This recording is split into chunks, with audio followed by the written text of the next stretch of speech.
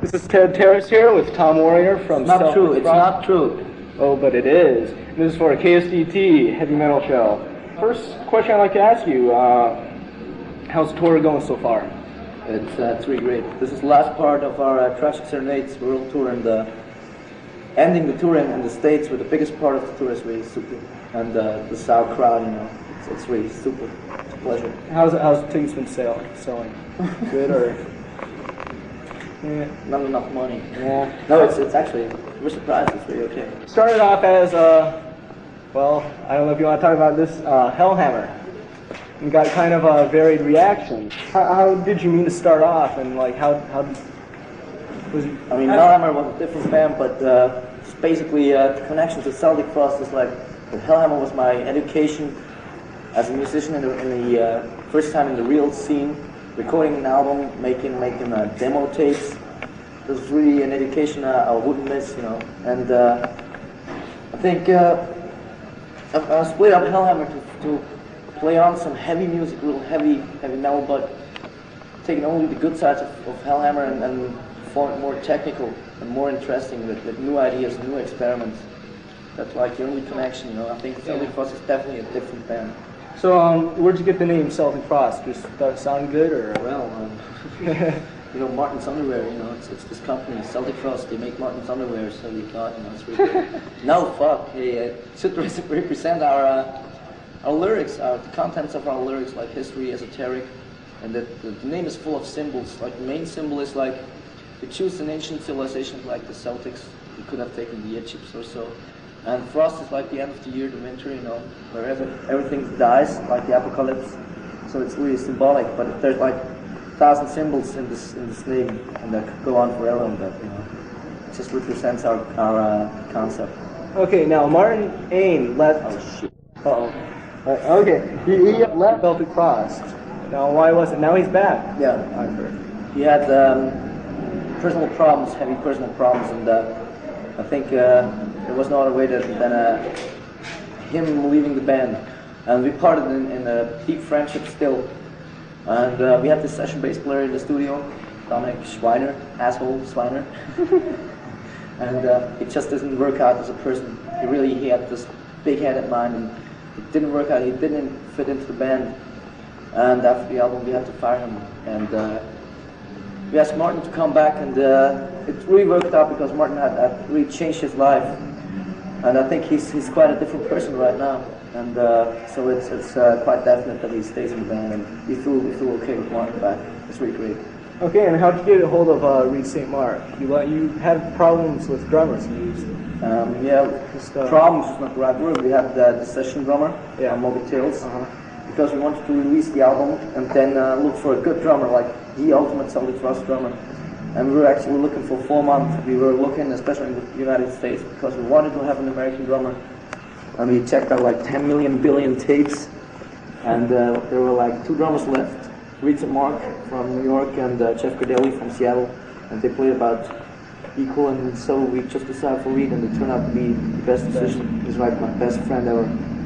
Okay, and what were your influences as Hellhammer? Of course it was Venom, right? When? Influence No. Angel Witch, Motorhead, Black Sabbath, stuff like that. And you all have outside influences, you know, like nowadays we always had these influences, but we couldn't perform it as musicians. And as we grow up a little as musicians, we can fit these influences much better into our sound. Like, you know, Reed listens to jazz and classical stuff. I listen to jazz, to swing, to funk. Also, Martin listens to new wave, the underground stuff, you know. I mean, I don't want to see that face. It makes me fucking angry. As long as we are performing as heavy as we are, as long as we are not selling out, as long as we're Celtic Frost, nobody can say we're wimps or anything. Because, I mean, we're working our 6th record, you know, and we're not planning to get any softer. So, the bad opinion about that, you know. Okay, and you have plans for 2 Here, Reed. Hey, you're fucking fuck, cut. No security at the door. Okay, so you're talking about new albums and stuff. You have plans for 2 more LPs. Ask for them. It's the best. What? You have plans for 2 more LPs, right? No, we have plans for a lot more. A lot more. Yeah, well, of course, but I mean, you have two more like already done, or what? Yeah. We have the concepts. At least for next album, we have the concept pretty finished, and we're planning already the next one after this. So when are they? When do they? We'll be recording Into Pandemonium, which means Into the Hell, about in September, October. Will be about 10 tracks of a gatefold sleeve and a booklet with the lyrics explained, and a lot of pictures in it. Will be, I think, the ultimate Celtic Frost album. We'll have a better production. That doesn't mean more polished, but we want to have the Celtic Frost sound on record. It will be somewhere between Morbid Tales and To Make Ethereum, you know. And the songs, I think, will be a big step forward. Still in the Celtic Frost concept, of course, you know, because I'm still writing all the stuff. Take it personally. What's the scene like in Switzerland? What scene? There's no scene. How did you get started? There's no scene in Switzerland as far as bands.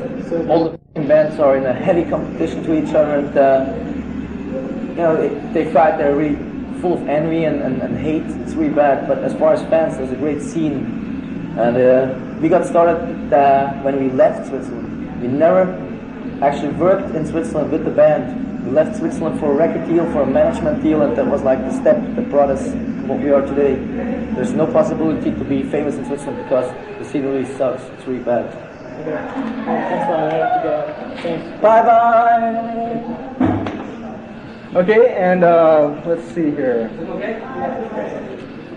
So how did To Make Ethereum sell? Pretty well. Pretty well? No, I mean about twice as much as Morbid Tales. Wow. And it was a big breakthrough for us, you know. What's the title mean? It means the big beast, the big animal, and it's in Greek language. Okay, and you re-recorded Circle of the Tyrants for that, and that was on the Emperor's Return. Why did you do that? Because we felt there's a lot more in the song, and we only recorded something. We already recorded if you feel it doesn't live up to what it's meant to, you know, and we felt that there's a lot more in this song to come, and we couldn't work that out on Emperor's Return because we're not standing behind this record very much, and we thought having the opportunity to record in a very good studio in a long time, we can get much more out of the song, and we felt that the song is almost wasted, you know, so we redid it, and I think the version of the LP is much better. Yeah, you also had an opera singer on that. Yeah, sure. A lot of different things on this. Yeah, we'll continue that. We started out on Morbid Tales with the violinist and female singer and stuff. This is the concept of Celtic Frost because we'd like to be a little original. We hope we are. Okay, and the art on this album was done by Geiger. Yep. Was it? And how did you get him to do that? We just contacted him some years ago, and he happened to like our stuff, like especially the lyrics. And I think he also liked the mood of our songs because, as we feel, we try to say the same things in our music like he does in his pictures, in his paintings. And he became a good friend, and we asked him about an album cover, and we choose the pictures together. Like the front cover is our idea, and the inside cover was his idea. Okay, and what do you have to say about your image? Satanic? It sucks. It sucks. No, it's definitely not satanic. I mean, did you ever find one satanic song in Celtic Frost? No, it's just what people, you know, naturally think with the symbols and stuff. Our image is what we are. Our image is what occult. We have all occult interests, but like our image shows our characters. Like, you know, we have when you look at our pictures or us as persons, we're really three different persons, and I think that's the image of Celtic Frost. Like the three persons work together and build one unit, you know. And we all share different interests, and these interests come together at one point. That's Celtic Frost, the concept of Celtic Frost. Like Martin is in the occult, very much. I'm very much into ancient history, and you know we share these interests. So there's not one image you can say, you know. Okay, and I heard a rumor about adding another guitarist. Is that true? Are you looking for another can you play guitar? No. Why is that? Fill out the sound more? No, because it's so expensive buying strings, and I plan to steal it. Okay, and Necromantical Streams is former Hellhammer song. Do you have any more plans to do upgrading other Hellhammer songs? And No, Celtic not Frost Hellhammer songs, June? but we plan to record a song by Rat and another song written by Motley Crue. There's still stuff in Hellhammer I think that's worth rewriting. It needs a giant amount of rewriting, but I think there were some good ideas in Hellhammer. Maybe we'll re-record like stuff like Revelations of Doom in a brand new version later. But this is like, I don't know. Okay, and I don't know, man. what are your future plans? I want to marry, have children, a nice house, a beach, great car, yeah, a lot of money, reading comics. Okay, how about Celtic buying new Frost? boots. How about plans for Celtic Frost? What's the Frost? band doing? Yeah. I want to shoot Finish up a great the tour? picture showing me like as beautiful as I am, so I have more chance among the groupies. And now our future plans are ending this tour finally because we're on tour since November 30th, and then we head for Switzerland, write the rest of the LP. We record the LP in September, October, and we're gonna do a video like half an hour, 3/4 hours, and then we start another tour. It's first Europe, and we are already talking about next US tour, which should happen about early '87. Do you have any other songs written for the new albums already planned out? I should have, yeah. I just wrote two songs, and that's a lot of work ahead. I don't know how to do it actually. What are they like? Tell me about them. They're like Tonic Man, they're really fucking heavy metal man, oh fuck they kill man, they're fast man, they pull everything away man, they're Tonic man. Okay, fuck Celtic Frost. They're really, I mean, if you know Celtic Frost, you can say, you can maybe figure out how they will sound like. They're very heavy, but really unconventional heavy metal. It's really our style, and we're gonna add some special effects in the studio. Not too much because we want to be able to do it live, but still, I think they're pretty interesting. Okay, and anything you would like to say to the audience out there? Hey, hello, how you doing? Hey, it's great meeting you, and hey, that's super. Okay, No, hey, thank you very much for the big support. Like, we sell, most of our records we sell over here, and this is like, means a lot to us. This is really true, I mean.